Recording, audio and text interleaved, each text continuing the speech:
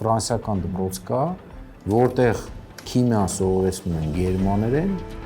իսկ ֆիզիկան սովորեցնում են անգլերեն։ Եվ դա Ֆրանսիայում։ Այո, որտեղ իրանց լեզուն, գիտեք, սրբորեն պահպանում են, շատ տեղեր անգլերեն են խոսում, չեն պատասխանում, որովհետև իրենց լեզուն սրբորեն պաշտպանում են։ Բայց իրենք հասկանում են, եթե այդ դպրոցից դուրս եկավ մարդ, որը քիմիայի տերմինաբանությանը գերմաներեն չի տիրապետում, իսկ քիմիական արդյունաբերության մեծ մասը, լուրջ մասը գերմանական է եւ ավստրիական է, ապա այդ մարդը ուղղակի մրցունակ չի։ Ժողովուրդ, ես 40 տարվա մանկավարժ եմ եւ մի պարզ ճշմարտություն գիտեմ։ Շարունակում ենք խոսել պարզ ճշմարտություններից, մենք միակազգը չենք, բայց մենք հայ ենք։ Երևի ամենաբարդ պարզ ճշմարտությունն է, որի մասին երբևէ առիթ եմ ունեցել Հայաստանում խոսել, որքան էլ որ դա տարօրինակ է հնչում, բայց շատ դժվար է ասել, որ մենք միակազգը չենք, չգիտեմ, դրա մասին երևի թե լսել ես, որ մենք միակազգը չենք, շատ տարօրինակ է հնչում, բայց այդպես է, նայեք, այս պարզ ճշմարտությունը երկու կողմ ունի, երկու կողմի մասին էլ ուզում եմ խոսել, առաջին կողմի մասին խոսելիս չկա ավելի լավ օրինակ, քան Պարուր Սևակի հայտնի ելույթն է 66 թվականի ազգային արժանապատվության եւ ազգային սնապարտության մասին։ Երևի սա ելույթ է, որը բոլոր հարցերին ընդհանրապես պատասխան է տալիս այս մասով։ Գիտես երևի, որ այդ ելույթից հետո շատ քննադատվել է, բայց ելույթի իմաստը ամբողջ որն էր, ինքը փաստորեն ասում էր, կա համաշխարհային գրական process եւ այն մարդիկ, ովքեր փորձում են արդարանալով, որ մեր մշակույթը շատ հարուստ է, ու մենք կարող ենք ոչ մի բանի վրա ուշադրություն չդարձնել, ուրեմն մեր մշակույթը առանձնացնել համաշխարհային մշակույթից, մեր գրականությունը համաշխարհային գրական process-ներից լուրջ սխալ են գործում։ Իհարկե Սևակը միանշանակ իրավացի էր, հասկանում եմ այն ժամանակվա քննարկումները, հասկանում եմ այդ ամբողջ ոգևորությունը, որը կար հայ մշակույթի վերաբերյալ, որը իհարկե մեծագույն մշակույթներից մեկն է աշխարհում, սա ոչ մեկ չի վիճարկում, սրա մասին ոչ մի խոսք չկա։ Ամենակարևոր օրինակը, որ Սևակը բերում է եւ որի մասին ուզում եմ, որի վերաբերյալ մի փոքր ուզում եմ ծավալվեմ, հետեւյալն է, ասում է մենք չենք կարող առանց համաշխարհային մշակույթի, մենք չենք կարող առանց ուրիշ ազգերի մշակույթի ստանալ այն մշակույթը, որի մասին երազում ենք եւ շարունակել այդ մշակույթը, զարգացնել այն, ուրեմն դա Սահարայի մասին օրինակն է, ասում է, որ Եգիպտոսը թեև ունի Սահարա անապատ, բայց ավազ է ներմուծում, որովհետև Սահարայի ավազը շատ մանր է ու դրանից բետոն չի ստացվում, ու դրա համար ավազ է ներմուծում, որպեսզի շինարարություն անի, սա իմ կարծիքով ֆանտաստիկ իսկականից օրինակ է, որը շատ բան բացատրում է։ Եթե փորձենք պրոյեկտել մեր իրողությունների, մեր ժամանակների վրա, կարծես ախտորոշիչ է այդ հոդվածը։ Ես ուղղակի բոլորին խնդրում եմ, չգիտեմ, չեմ ուզում ասեմ խորհուրդ եմ տալիս, բայց բոլորին խնդրում եմ այդ հոդվածը գտնել, կարդալ, կա ազատ է ինտերնետում կա, կարելի է գտնել, կարդալ, շատ բան է բացատրում, բայց նա ինչ է ուզում ասեի այդ մասի վերաբերյալ։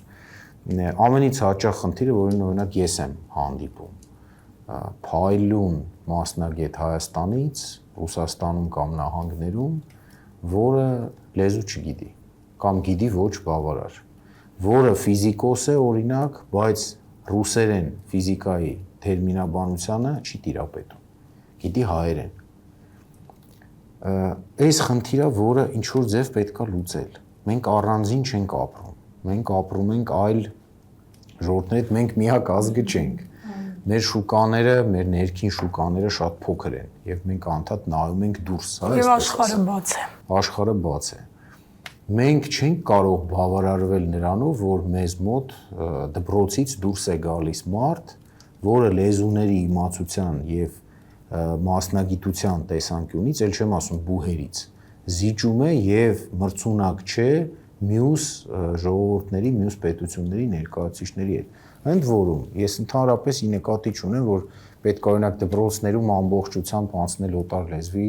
լեզվով ուսուցման բացարձակ հայ գրականությունը հայ ժողովրդի պատմությունը, հայոց լեզուն, սա պետք է ոչ միայն պահպանվի, ուժեղացվի, սրա մասին չեմ էլ Չի թույլատնելու ազգային այդ մտավախությունները միշտ գալիս են, երբ այդ թեման դաշտում է։ Այս կարծում եմ Սևակը հենց դրա մասին է խոսում, որ չի թույլատնելու, հակառակը ուժեղացնելու է։ Այսինքն ես չեմ կասկածում, որ եթե մեր դպրոցից դուրս գա մասնագետ, որը նաև գիտի ռուսերեն հանրահաշվի տերմինաբանությունը, այդ մասնագետը շատ ավելի պահանջված է լինելու, քան այն մարդը, որ դա չգիտի։ Սա կարծում եւս պարզ ճշմարտություն է։ Ուրեմն դպրոցներ կան, որտեղ նաև իմ ծանոթների ընկերներն են, երեխաներն են սովորել, օրինակ ֆրանսիական դպրոց կա, որտեղ քիմիան սովորեցնում են գերմաներեն, իսկ ֆիզիկան սովորեցնում են անգլերեն։ Եվ դա Ֆրանսիայում։ Այո, որտեղ իրանց լեզուն, գիտեք, սրբորեն պահպանում են, շատ տեղեր անգլերեն էս խոսում, չեն պատասխանում, որովհետև իրենց լեզուն սրբորեն պաշտպանում են։ Բայց իրենք հասկանում են, եթե այդ դպրոցից դուրս եկավ մարդ, որը քիմիայի տերմինաբանությանը գերմաներեն չի տիրապետում, իսկ քիմիական արդյունաբերության մեծ մասը, լուրջ մասը գերմանական է եւ ավստրիական է, ապա այդ մարդը ուղղակի մրցունակ չի։ Հիմա որն է լավ, մենք ներսում ասենք, մենք ֆրանսիացիներս, ներսում ասենք, որ այսա ֆրանսիական ոգով դաստիարակված մարդ է, թե մենք ունենանք ֆրանսիացի, որը փայլուն տիրապետում է ազգային, ուրեմն գրականությանը, պատմությանը, մշակույթին, բայց նաև կարողանում է այդ տեսանկյունից մրցունակ լինել։ Հայաստանը դրա խնդիրը ունի օդու ջրի պես։ Եթե մենք այդ հարցը մոտակայքում չլուծենք, եթե մենք ավազ չներկրենք, ունենալով մեր Սահարան, մենք բետոն չենք ստանալու։ Մենք մնալու ենք այս վիճակում, նայեք, ուրիշ բան ձեզ ասեմ, այ տարբեր գրքերի տեսանկյունից, հա, հիմա նույն քաղաքագիտության գրքերը։ Ես չգիտեմ ինչ մի աննշան տոկոսն է թարգմանվում հայերեն քաղաքագիտության գրքերից։ Այն քաղաքագիտության գրքերը, որոնք կան ռուսերեն, անգլերեն, ֆրանսերեն, գերմաներեն, դրանց ընդամենը, չգիտեմ, 0.1% է թարգմանվում։ Մեր ուսանողները հնարավորություն չունեն դա անելու։ Հիմա Սևակն է ճիշտ թե այն մարդիկ, ովքեր ասում են, որ չէ, ամեն ինչը պետք է մեր լեզվով լինի, մեր մշակույթը մեզ բավարար է։ Ես այս մոտեցումը իրականում չեմ հասկանում, եւ այստեղ է գալիս այդ պարզ ճշմարտությունից բխող գործողությունը։ Մենք միակ ազգը չենք, ժողովուրդ, եկեք այդ ավազը ներկրենք, եկեք ավելի ուժեղանանք, եկեք մրցունակ դառնանք։ Միակ ազգի սինդրոմը ինչով եք պայմանավորում եւ վախերը, հա, դադարել լինել միակ ազգը, եթե սկսենք ներկրել ավազը։ Ես այսպես ասեմ, ես կարծում եմ ուղղակի ալտերնատիվը տարբեր պատճառներով երկար ժամանակ չի առաջարկվել։ Այսինքն, ինչպես է եղել, երկու ծայրահեղություն, կամ ազգայինը պահպանում ենք, կամ հրաժարվում ենք, դառնում ենք օտարամոլ։ Ես կարծում եմ, որ բազմաթիվ միջանկյալ լուծումներ կան, օտարամոլության մասին խոսք չկա ընդհանրապես, խոսքն այն մասին է, որպեսզի գործիքակազմը, որով մենք առնչվում ենք աշխարհի հետ եւ որով պատրաստվում ենք այնտեղ ուրեմն աշխատել, շփվել, արարել, գործիքակազմը մեծացնելու մասին է խոսքը, որը սկսվելու է այդ պարզ գիտակցումից, որ մենք միակ ազգը չենք, մեր մշակույթը միակը չի։ Շարլ Ազնավուրը եթե ֆրանսերեն չիմանար, հաստատ Ֆրանսիայում այդ հաջողությունը չէր ունենա։ Այսպիսի շատ օրինակներ կան։ Բայց սա մեդալի մի կողմն է, շատ կարևոր, բայց մի կողմն է։ Մի հատ ուրիշ կողմ կա, որ մենք միակ ազգն ենք ու այդ միակ ազգականությունը բերում է մեծ խնդիրների։ Դա քաղաքական գործընթացներն են։ Ուրեմն պատկերացնում եք, այս վերջի շրջանում էլի սկսած 18 թվականից տարբեր զրույցներ եմ ունեցել տարբեր մարդկանց հետ, երբ որ ես ասում եմ, որ գիտես, սովորաբար պետությունները պարտության փորձ են ունենում։ Ես նամին ասում եմ, բայց մենք արդեն խայտարակ ենք եղել, մենք էլ ապագա չունենք։ Ասում եմ, գիտես, Փարիզը մի քանի անգամ գրավել են։ Մոսկվան մի քանի անգամ գրավել են։ Այդ ժողովուրդները ուժ են գտել, վերականգնվել են, փոփոխություններ են արել, շարժվել են առաջ, հաղթանակների են հասել։ Չի կարելի պարփակվել սեփական պատմությունով, էլի վերադառնում ենք Սևակին, էլի պետք է այդ ուրեմն մեր հայացքը հառենք մյուս ազգերին ու հասկանանք, որ այդ ապագան կա, բայց մենք օտարների փորձի կարիքը եւս ունենք։ Մեկ-մեկ երբ որ պատմում են, որ ուրեմն բրիտանացիք նավատորմը բրիտանական հասել է Վաշինգտոն, երբ որ արդեն Ամերիկայի Միացյալ Նահանգները առանձին պետություններ, բրիտանական նավատորմը հասել է Վաշինգտոն, ուրեմն մտել են սպիտակ տունը վառել են, իսկ նախագահն էլ փախել է վազելով։ Իրականում սա իրականություն 1812 թվականին։ Զարմացած նայում են, որ ինչպես կարող է այդպիսի բան, այդպես էլ է լինում, պետության պատմությունը ունենում է նման դրսևորումներ, բայց մենք այդ դրսևորումներից ոչ թե պետք է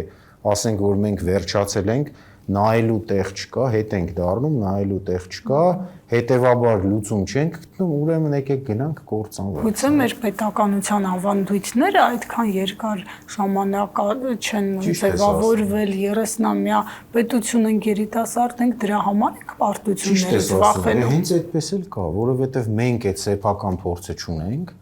դուրս նայել մեր ազգային սնապարծությունը թույլ չի տալիս, էլի վերադառնալով Սևակին, ինչպես մենք կարող ենք դուրս նայել, չէ՞ մենք միակ ազգ ենք, ուրիշ ազգ չկա, մենք ենք ու մենք, թույլ չի տալիս ու մենք չենք կարող դա սպառել։ Ես ուրեմն, այսպես ասեմ, երջանկություն եմ ունեցել, ուրեմն տեսնել, օրինակ Իրանի Իսլամական Հանրապետության այդ արտաքին քաղաքականության արխիվը մի անգամ երբ մի պաշտոնական պատվիրակության հետ ուրեմն Թեհրանում էի, հազարամյակի 1000-ամյակ հաշվառող ուրեմն արխիվ է արտաքին քաղաքականության։ Իսկ սեփական երկրիդ փորձը կարող է օգտվել։ Մենք այդ փորձը չունենք։ Մենք պետք է նայենք ուրիշներին, հասկանանք դա ինչպես է եղել։ Ես կարծում եմ դա ուրեմն լինելու է անպայման։ Կա այդ սնապարտության մեջ մի sense տար, որը ամենից շատը չեմ սիրում անկեղծ ասած, որը կարծում եմ ամենից շատն է քանդում, հա, մեր տունը քանդում, ինչպես որ ասում են։ Մի անգամ հետս դեպք է եղել օդանավակայանում, ուրեմն այն ժամանակ ուրեմն պետական պաշտոնյա եւ դիվանագիտական անձնագիր ունեի։ Ուրեմն օդանավակայանում արդեն հասել ենք ուրիշ երկիր, օդանավից բոլորով դուրս ենք եկել, քաղաքացի է, Հայաստանի քաղաքացի է, շարքային մեկը, որը ակնհայտ գնում է աշխատելու։ Ուրեմն անձնագիրը ցույց է տալիս, բարձվում է անձնագիրը ժամկետանց է։ Ու իրեն կանգնեցնում են, ոստիկանություն է գալիս, ես էլ դիվանագիտական անձնագրով ասացի մեր քաղաքացին է, պետք է տեսնեմ ինչ է կանում, մինչև դեսպանատնից ինչ որ մեկը գա։ Ու գնացել եմ, զբաղվում եմ, իր հետ հայերեն խոսում եմ, որտեվ ռուսերեն լավ չի խոսում, Մոսկվա ենք ասել։ Փորձում եմ թարգմանեմ իր փոխարեն ինչ որ բան եմ ասում։ Մեկ էլ եկած պաշտոնյաներից մեկը այդ բանի ուրեմն սահմանային ծառայության իրեն ինչ որ բացատրություն իրենից խնդրեց, ուրեմն սա փոխանակ բացատրություն դա այնպես տպավորվել եմ այդ խոսքից։ Ռուսերեն վատ ռուսերենով ասում է, որովհետև ես Երևանից եմ, ասենց շատ այսպես հպարտ, ասում է, շատ լավ է որ հպարտ է որ ինքը Երևանից է, բայց ինքը ուրիշ բաներ ուզում դրանով ասել։ Հետո երբ որ իրեն օգնեցի, խնդրեցի դեսպանատնից օգնեցին, հեպատոսությունից, իհարկե հետ վերադարձեցին, բայց այսպես ասեմ, անվնաս կոնֆլիկտը հարթվեց, ուղղակի խաղաղ հետ վերադարձեցին։ Հետո հյուրանոցի ճանապարհին անդադ վերլուծում եմ, այդ ինչ էր ուզում ասել, ու ես հետո հասկացա, որ այնք ուզում էր ասել, այդ մենք որ հայերս, այդ մենք Երևանում, այդ Միմինոյի այդ սաղ պատմությունները, հա, այդ հայերը, որ էս են արել են, երբ որ մենք ընդունել էինք քրիստոնեությունը, դուք ուր էիք, երբ որ մենք մշակույթ ունեինք, դուք ծառերի վրա էիք, այդ մի նախադասությամբ, այդ որ ես Երևանից եմ դրա համար, այսինքն ինձ կարելի է, որտեվ ես հայ եմ, էնել Երևանից։ Այս սա իրականում մեր տունը կարող է քանդել։ Ինչպես հաղթահարենք միակ ազգի սինդրոմից, այսինքն որտեղից սկսենք, ուր հասնենք, որ նաև այդ process-ը հարթ անցնի, որովհետև ես կարծում եմ այս թողարկումը դիտողների մի մասը գուցե քննադատաբար մոտենա մեր սրույցին, որովհետև իհարկե շատերը վստահ են, որ մենք միակ ազգն ենք, բայց նորից եմ ասում, մեծ հպարտություն ունենալով այն ազգի համար, որին ես էլ ներկայացնում եմ, եւ ուզենալով որպեսզի մենք ավելի մեծ հաջողությունների հասնենք, մենք պետք է ընդունենք, որ մենք միակ ազգը չենք։ Գիտեք, բարդ բան չի իրականում, այսինքն թողնել այդ սնապարտությունը, անցնել, պահել ազգային արժանապատվությունը եւ ընդունել մյուսների գոյության իրավունքը, որքան էլ այս ասածը համ ասում եմ, համ ոնց որ մտածում եմ, չեք հավատում, այսինքն ասում, որ դա ինքնըստինքյան պետք է մարդիկ հասկանան, բայց այս մենք պետք է ընդունենք, այո, մենք մեծ ավանդ ունենք համաշխարհային պատմության մեջ, համաշխարհային մշակույթի մեջ մենք մեծ ավանդ ունենք որպես ժողովուրդ, որպես ազգ։ Եվ մենք մեծ ապագա ունենք, չեմ կասկածում, բայց մի բարձ ճշմարտություն էլ որքան շուտ ընդունենք, որ մենք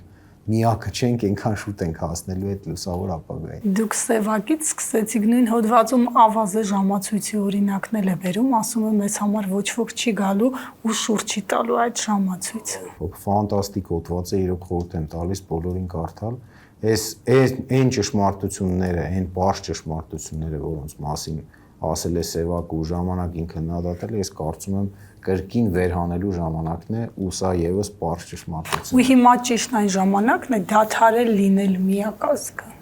Վստահ եմ դրա ժամանակն է եւ վստահ եմ, որ դա ստացվելու է, հարցնում է ինչպես կարող ենք անել, սա միայն քաղաքական գործիչների գործը չէ, ներողություն տավտոլոգիայի համար, ես կարծում եմ հասարակական գործիչները, մարդիկ, ովքեր հեղինակություն ունեն կամ կունենան, մարդիկ, ովքեր տեսնում են այդ լայն համատեքստը աշխարհի հետ համագործակցության, ամուր պահելով սեփական, ուրեմն ազգային արժանապատվությունը, մշակույթը, լեզուն, հայապահպանության գործը աշխարհով մեկ անելով, միևնույն ժամանակ գնալ համագործակցության ավելի լայն ձևերի, որոնք հիմնականում վերաբերելու են մեր ուրեմն մրցունակության բարձրացման աշխարհում։ Կարծում եմ սա միանշանակ։ Ժողովուրդ, ես 40 տարվա մանկավարժ եմ եւ մի պարզ ճշմարտություն գիտեմ։